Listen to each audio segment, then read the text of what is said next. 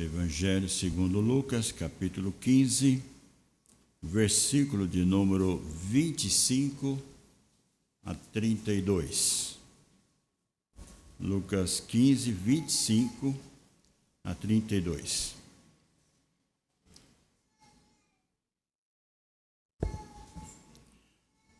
Ora, o filho mais velho estivera no campo, e quando voltava, ao aproximar-se da casa, ouviu a música e as danças. Chamou um dos seus criados e perguntou-lhe que era aquilo.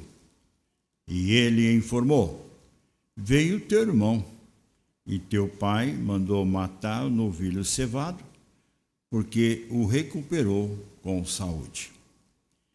Ele se indignou e não queria entrar. Saindo, porém, o pai procurava conciliá-lo. Mas ele respondeu ao seu pai: há tantos anos que te sirvo sem jamais transgredir uma ordem tua, e nunca me deste um cabrito, sequer para alegrar com os meus amigos. Vindo, porém, esse teu filho, que desperdiçou os teus bens com meretrizes, tu mandaste matar para ele um novilho cevado. Então lhe respondeu o pai: meu filho, tu sempre estás comigo. Tudo que é meu é teu. Entretanto, era preciso que nos regozijássemos e nos alegrássemos, porque esse teu irmão estava morto, reviveu, estava perdido e foi achado.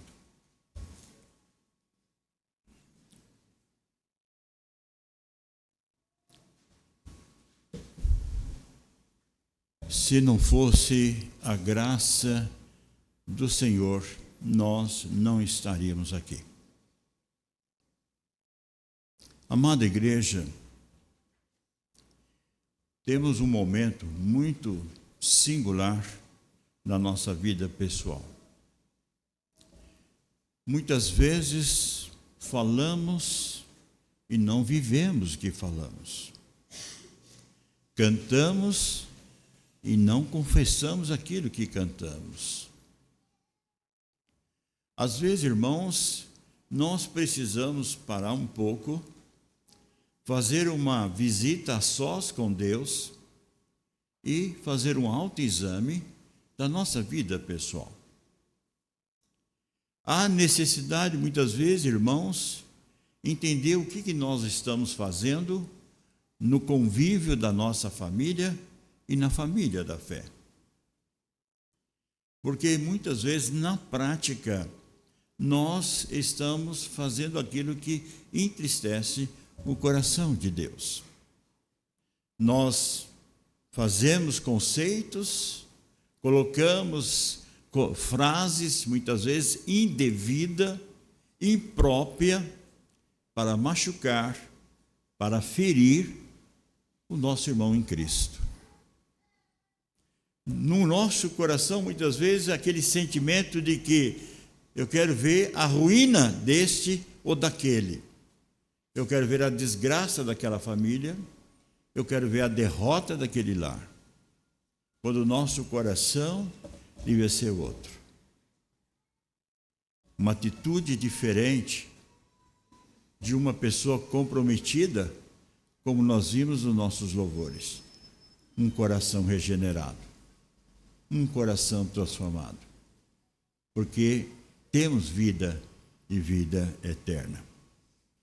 O arrependimento, irmãos, verdadeiro, é sem dúvida o quadro da graça de Deus para com o pecador que se reconcilia com Deus.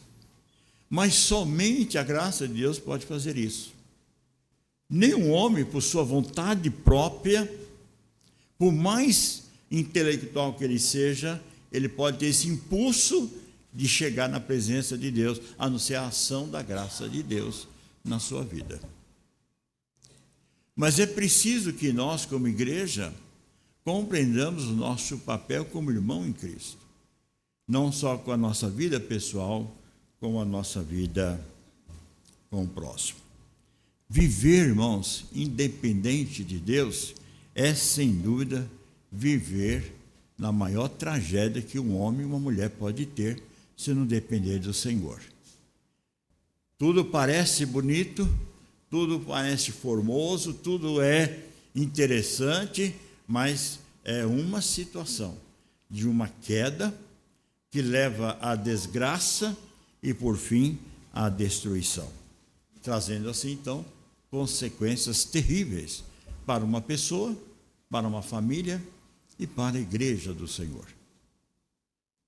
Nosso texto nos traz, meus irmãos, a atitude desse filho mais velho, que muitas vezes tem sido, talvez, a minha, a sua atitude nos nossos dias. Nós, muitas vezes, esquecemos que somos pecadores. Nós somos falíveis de erros. Nós não somos perfeitos. E alguma coisa de bom e de melhor que acontece na minha vida, na sua vida, é tão somente obra e graça de Deus. Nesta parábola, nós temos, então, 2 filhos. Este filho mais velho, uma história terrível, uma história triste, mas um filho mais novo que, a princípio, se manifestou sua rebeldia, querendo sair do convívio da sua família, do seu pai, da sua parentela e viver os prazeres da vida. Mas o mais velho, ele toma conhecimento do quadro, daquilo que aconteceu na vida do seu filho, do seu irmão, melhor, e agora tem um diálogo com seu pai e se manifesta de uma forma assim de revolta, indignado pela ação do seu pai em trazer o seu filho ao convívio do lar e festejar pela vitória do seu filho. Por obra e graça de Deus. O filho mais velho é a tendência que foi no tempo de Jesus, como nos dias de hoje. Os famosos fariseus, os famosos hipócritas. Apresenta uma religiosidade, apresenta algo de santidade, mas nos interregnos, da vida, planta semente do mal. Porque querem que família, e, em modo geral, a igreja no todo sofra consequências danosas por coisas, muitas vezes, podia ser totalmente diferente à luz dos princípios da palavra de Deus. Rejeitando, muitas vezes, a misericórdia, rejeitando, muitas vezes, o amor verdadeiro e o perdão para com o nosso próximo. O filho mais velho manifesta essa sua revolta. No versículo 25 a 27, nesse diálogo que ele tem com o Senhor, com o seu Pai, representando o Pai Celestial aqui, ele manifesta essa atitude. Ele ficou indignado com a situação de ver o seu pai fazendo aquela festa, dando aquele banquete, matando o novilho cevado e etc. O pai vem e diz que tudo aquilo porque recuperou a saúde física e, por que não, a saúde espiritual. Porque o verso 19 e o verso 24 manifesta a atitude do pecador arrependido. Não sou digno de ser tratado como seu filho. Não sou digno. Me qualifica como escravo ou como um dos seus servos. Porque eu pequei contra Deus. Pequei contra o Pai. Pequei contra ti. Mas o verso 24 nos diz que, porque o meu filho estava morto e reviveu, estava perdido e foi achado, e começaram a regozijar-se. Irmãos, nos anos 70, nós tivemos um homem extremamente perigoso no Brasil, um dos piores bandidos que podemos dizer naquela época. Um homem que não tinha nenhum temor, nenhum medo levou muitas famílias a chorar pela perda de um pai ou por um ente querido.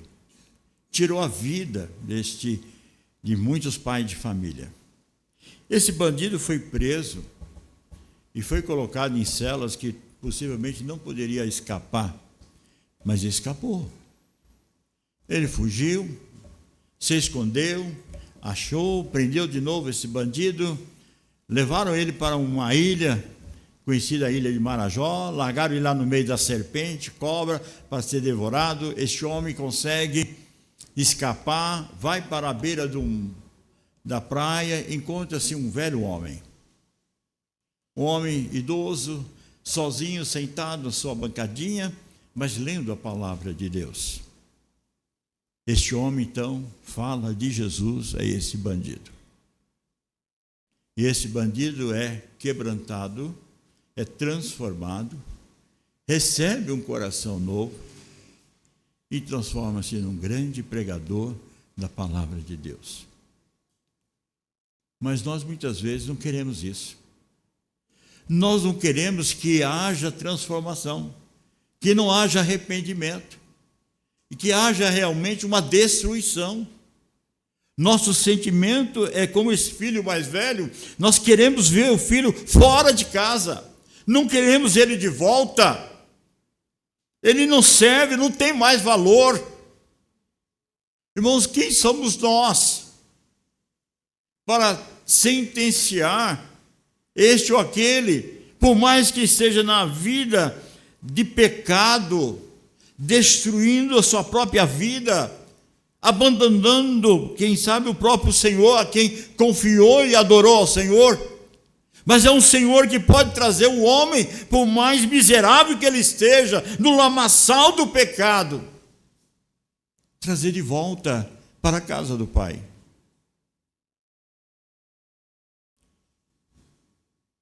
Como nós agiríamos, irmãos, se tais pessoas viessem procurar e assim, eu estou arrependido, eu quero misericórdia, eu quero voltar à casa do Pai. Qual é a sua atitude, irmão? É a atitude do filho mais velho? Seu caso é perdido, não há mais solução, não tem mais jeito. Mas quem somos nós, irmãos, para agirmos assim? Se nós entendêssemos, irmãos, o verdadeiro ministério do amor, da misericórdia, do perdão, nós seríamos outra igreja ainda melhor do que já somos. Porque nós estaríamos buscando a Deus quebrantamento, trazendo a nós um coração disposto a buscar o perdão e perdoar uns aos outros. Verso 28 a 30, o filho então diz: ele se dignou, não queria entrar, saindo, porém, o pai procurava conciliar. Mas ele respondeu ao seu pai: há tantos anos que eu sigo, sem jamais transgredir uma ordem tua, nunca me deste um cabrito sequer para alegrar-me com os meus amigos. Vindo, porém, esse teu filho que desperdiçou os teus bens com meretriz, e tu mandaste matar para ele um novilho e um cervado. Irmãos, ele não ficou feliz. É possível, irmãos, que em dado momento da vida da igreja possa haver pessoas assim que não ficará feliz do arrependimento deste ou daquele que busca a resposta e a saúde espiritual da sua vida. Irmãos, nós temos que olhar o que Jesus fez por mim e por você. Ele nos deu para nós algo extraordinário, não só um presente da vida eterna, mas nos ensinou que através dos mandamentos que o nosso verdadeiro amor para com Deus é respondido na prática com o nosso próximo.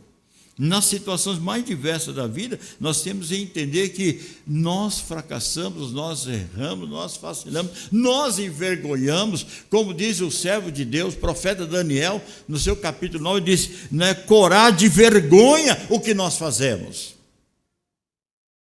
mas Ele é rico em nos perdoar. Ele é rico em nos restaurar a nossa vida. Mas o mais velho não quis entrar. Não quis, não. Se ele entrar, eu saio. Se ele ficar na festa aí e continuar a festa, eu não quero saber. Não é assim, irmãos. Nós somos alguma coisa por causa da graça de Deus. O filho pródigo encontrou o perdão. Ele pecou. Ele desgraçou a sua vida. Ele fez o que é errado. Ninguém está dizendo que isso está certo. Mas ele caiu em si. Ele reconheceu a sua podridão de pecado. E agora, Senhor, tem misericórdia de mim. O Pai Celestial perdoa. O Pai dá em Cristo a remissão dos seus pecados. Mas a igreja não. Mas quem somos nós, irmãos?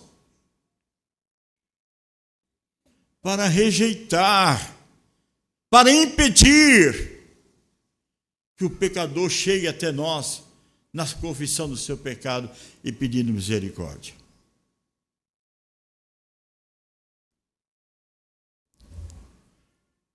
Muitas vezes, irmão, a igreja pode estar reunida, mas não tem alegria, nem com Deus e nem com os irmãos. Obedece superficialmente a palavra, porque no seu coração não há alegria.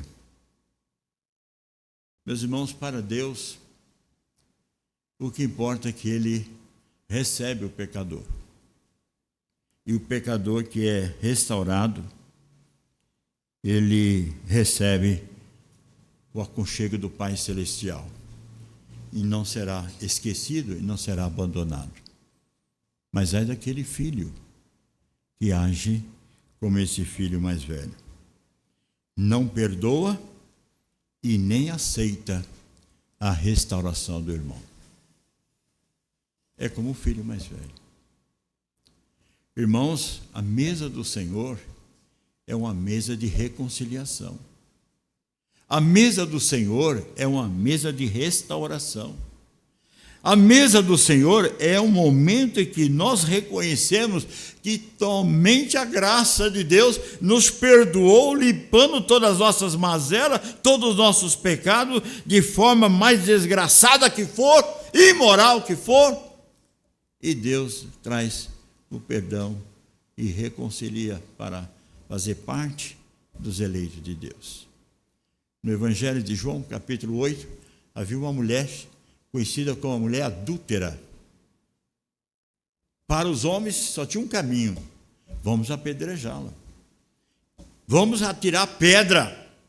Esta mulher, Senhor, não merece viver. Esta mulher é adúltera.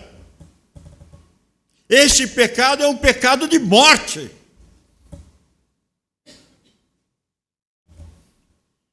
Salvador disse: bom, vamos então cumprir o que diz a lei, não é?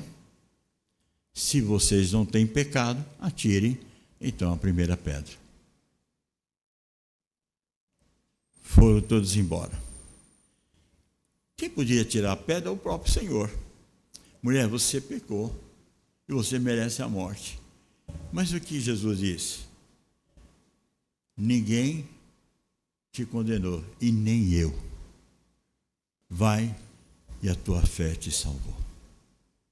Irmãos, quem está falando isso é o Salvador. O seu Deus, o seu Redentor, o meu Salvador, o nosso Redentor. E Ele espera então de nós, irmãos, que na caminhada da vida cristã, o nosso coração esteja preparado, olhando com olhar de misericórdia, de perdão. E Senhor, se chegar alguém, não importa a circunstância, Senhor, dá um coração redimido em nós, para recebê-lo como irmão em Cristo, se houver arrependimento e confissão dos seus pecados.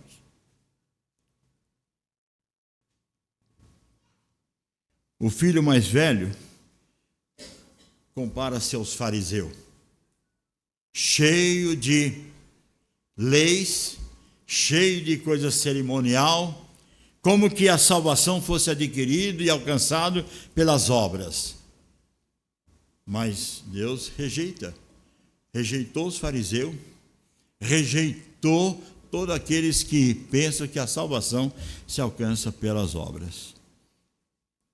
Este filho estava no lado do seu pai, rico, mas vivendo uma miséria, porque na sua riqueza o seu coração não se quebrantava pelo amor de ver o seu irmão salvo e arrependido em Cristo Jesus.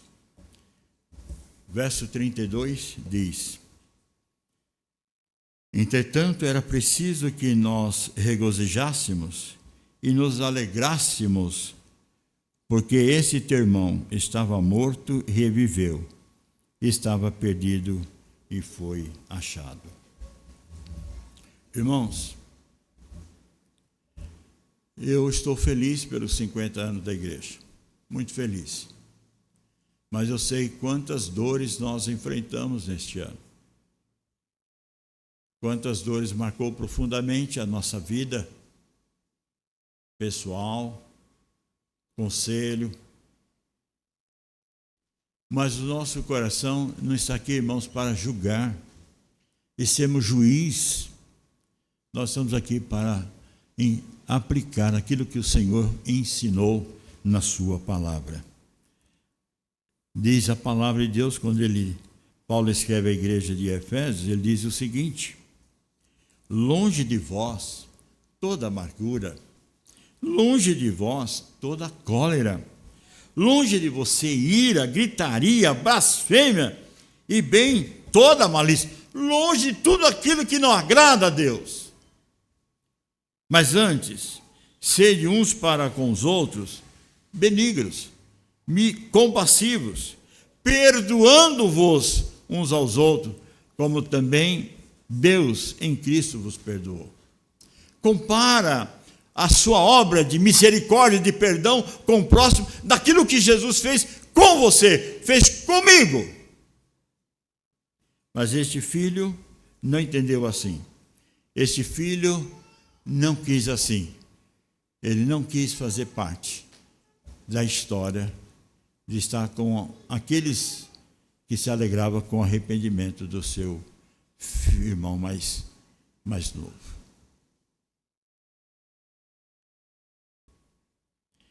A palavra de Deus diz o seguinte: suportai-vos uns aos outros, perdoai-vos mutuamente, caso alguém tenha motivo de queixa contra outrem, assim como o Senhor vos perdoou, assim também perdoai vós. Irmãos, o Senhor Jesus apresenta nesse capítulo 15 3 parábolas. A primeira da ovelha perdida, mas que no verso 7 termina com a seguinte expressão. Diz assim, versos 6 e 7. E indo para casa, reuniu os amigos e vizinhos, dizendo-lhe: alegrai-vos comigo, porque achei a minha ovelha perdida. Digo-vos que assim haverá maior júbilo no céu por um pecador que se arrepende do que 99 justos que não necessitam de arrependimento. Nós temos aqui, irmãos, também a dracma perdida. E quando ela é encontrada, diz o verso 9: e tendo achado, reuniu as amigas e as vizinhas, dizendo: alegrai-vos comigo, porque achei a dracma que eu tinha perdido. E eu vos afirmo que, de igual modo, há júbilo também diante dos anjos de Deus por um pecador que se arrepende. Mas na parábola do filho pródigo, desse filho mais velho, nós não temos essa resposta, não temos esta palavra. Ele ficou de fora. Ele não se alegrou. Não ficou feliz com a restauração do seu irmão. E essa é a pergunta que eu deixo para você nessa noite. Você vai comungar na mesa do Senhor? Você vai participar da mesa do Senhor e você vai pensar, você se alegraria com o arrependimento deste ou daquele irmão? Ou você não ficaria feliz? Qual é a sua situação? Qual é a sua resposta diante desse quadro?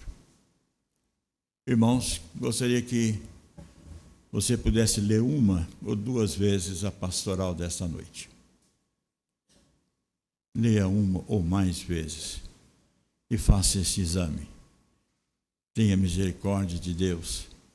Peça a Deus que o nosso agir seja um agir de pessoas que se manifesta o quebrantamento. Porque o lugar da cura é aqui. É aqui o lugar da cura. Nós somos salvos por Cristo para ajudar aqueles que estão enfermos, fisicamente, espiritualmente, sim, mas espiritualmente. Então, você tem alegria ou tristeza do pecador arrependido? Qual é a sua situação? Se alegra ou não? Que Deus tenha misericórdia de nós, irmãos. Que nós não sejamos como este filho mais velho, mas que nós podemos estender a mão àquele miserável pecador, que nas suas mazelas do pecado, na sua podridão do pecado, mas ele caiu em si e reconheceu que pecou contra Deus e contra os seus pais e contra a igreja, e que houve por parte dele verdadeiro arrependimento. E diante da misericórdia e da bondade de Deus, recebamos todos aqueles que Deus colocar para fazer parte dos eleitos de Deus. Não importa as suas mazelas, o que importa é agora a sua transformação e fazendo parte, assim, dos eleitos de Deus. Quero cantar com a igreja, neste momento, um hino. É o hino de número 110 do nosso cenário. Eu gostaria que você prestasse atenção na mensagem desse hino 110, que é a minha vida, a sua vida, a nossa vida com Cristo Jesus. Cantemos esse hino 110 do nosso cenário.